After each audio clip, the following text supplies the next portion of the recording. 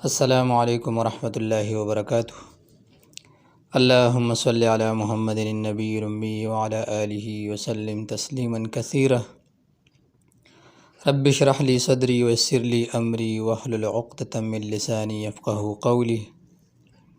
محترم سامعین، آج ہم ذہن کی کمزوری ختم کرنے کے لیے اور حافظہ قوی کرنے کے لیے مختصر وظائف آپ کی خدمت میں بیان کر رہے ہیں۔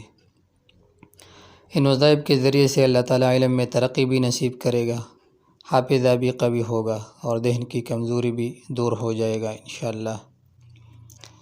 جن بہن بھائیوں کی حافظہ کمزور ہو، یادداشت کمزور ہو، سبق یاد کرنے میں مسئلہ ہو، تو ان کے لیے وظائف انتہائی مفید اور باکمال ہے۔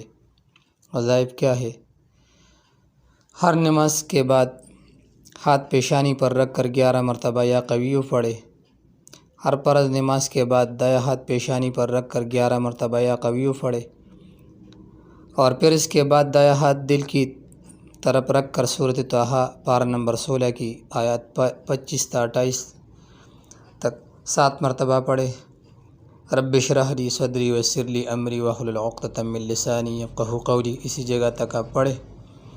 انشاءاللہ العزیز اس کی برکت سے چند دنوں میں حافظہ قوی ہو جائے گا، ذہن کی کمزوری بھی دور ہو جائے گا اور سبق بھی اچھی طرح سے یاد ہوگا۔